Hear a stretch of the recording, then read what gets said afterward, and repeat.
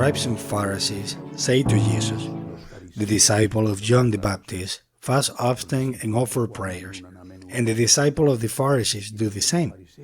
But yours eat and drink." Jesus answered them, "Can you make the wedding guests fast while the bridegroom is with them? But the days will come, and when the bridegroom is taken away from them, then they will fast in those days." And he also told them a parable. "No one tears a piece from a new cloth to patch an old one. Otherwise, he will tear the new, and the piece from it will not match the old cloth.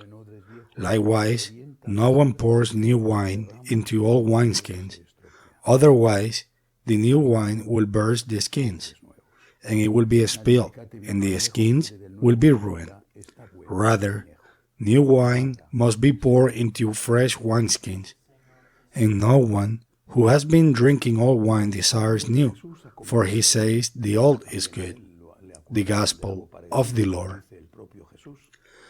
The disciple of Jesus ate and drank, and Jesus himself said, "You say of John that he neither ate nor drank, but you say that I am an eater and a drinker, friends of drunkards and publicans, and of his disciples that to eat and to drink." It means that they were normal people, because normal people have to eat and drink. Angels do not, but normal people does. And the Pharisees certainly ate and drank. What did they mean? Well, they did not see them doing much penance. That does not mean that they didn't do penance. For example, the work they did, going from place to place, town from town, that's very exhausting. That's a penance. And not having a place to sleep, as Jesus himself indicates, that's also a penance. The birds of the earth have nests, and the fox have dens, but the Son of Man has nowhere to lay his head. That's a very good example. That is a penance. It was another form of penance. But what the Lord is really saying is not that there is no need to do penance, but that there is a time for everything. There is a time for Easter. We rejoice and put a good meal on the table at Christmas, for example. Of course, there are moments of celebration. The human being needs celebrations, and there are moments of pain, of mourning, for Christ and for loved ones. That is to say, there is a time to sow. There is a time to reap. There is a time to laugh. There is a time to cry. Jesus said it in a very beautiful and simple way. When the bridegroom is taken away, then the friends of the bridegroom will do penance, as he happened and as we do. Too little sometimes say some, because it is too little 2 days of fasting a year. And some make a fuss because there are 2 days of fasting a year. In reality, we must not forget that every Friday of the year it is obligatory to eat fish. And if we don't eat fish, if we eat meat, we have to do an act of charity. But we must do an act of charity to replace it. It is not that the church has abolished the prohibition of eating meat on Friday. On Friday of the year, meat cannot be eaten. And if meat is eaten, it has to be substituted or replaced by another penance or by an act of charity. But there is something else that seems to me very important and very necessary. Jesus said, when the bridegroom is taken away, the friends of the bridegroom will do penance. I think of the people with whom we live or with whom we have lived, because one day they will not be with us. I have seen so many times, people who do not manage to cure themselves of the remorse of when their loved ones physically leave to heaven, to the other life, because they didn't know how to do what they have to do. And, for example, I remember when my mother died, I was always traveling, and at that time, I was in the United States. We had just received a parish, and there were 2 of us there.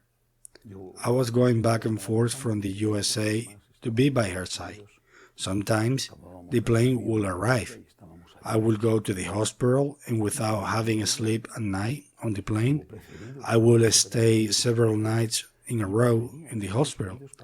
And for me, it was not a burden. Of course, it was hard for me not to sleep and to be with her at night. It was very hard because of the pain she was in, the screams she was making because the painkillers did not work or did not work as well as they should have. And she suffered in a brutal way. I was next to her and it was horrible, but I wouldn't have wanted to be anywhere else. She was my mother, and I had the impression that it was probably the last night, the last day of her life. It went on for several months, and it was really very difficult. I didn't want to be anywhere else but there, because she was my mother and she needed me at that moment. And it didn't make any difference if she got angry with me because I didn't ask her for one more painkiller. The nurses very kindly told me that they could not give her any more because they had exhausted all the guidelines that the doctor had left, or else she would spend the night screaming and I could not sleep well because she was my mother. I was aware that those were the last moments of her life and that I would no longer have her, and I could no longer tell her, "Mom, I love you very much." I could not give her a hug, a kiss. I could not run my hand through her gray hair. I could not caress her cheek.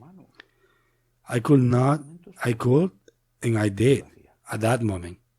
I repeat, I have seen many people who have not known how to take advantage of the time, and then fail to turn the page, and fail to forget that the person they did not take care of is no longer there, and they can no longer go back and take care of him or her. Let's take the time we have with everything, enjoying the landscape, enjoying the opportunities you have in life, enjoying the fact that it is not perfect, nobody is perfect, neither the weather is perfect, nor the landscape is perfect, nor the job is perfect, nothing is perfect. Well, that's what heaven is for, but enjoy what you have. And above all, think about the people you live with. One day, they will be gone, because you will be gone, or because they will be gone from them. One day, they will be gone, and you will no longer be able to be kind, to forgive them, to tell them you love them, to have a detail, to remember their birthday. Of course, as long as you are alive, you will be able to remember them and pray for them. But they will no longer be there to make them feel your affection. Enjoy it, now that you have it. Because one day, the groom will be taken away, and the groom's friend will do penance. The day they take away the groom, the day they take away the life of that loved one, that day you will have peace of conscience, that you have done everything you could while he was alive, that you have given him all the love you could, or that you have forgiven him, or that you have asked for forgiveness, or that you have helped them. Let that peace of conscience remain with you, because afterwards there are things that can never be taken back. This is definitive, and there is no going back to be able to say, "Come on, come back to life. I am going to give you that love I did not give you." Amen.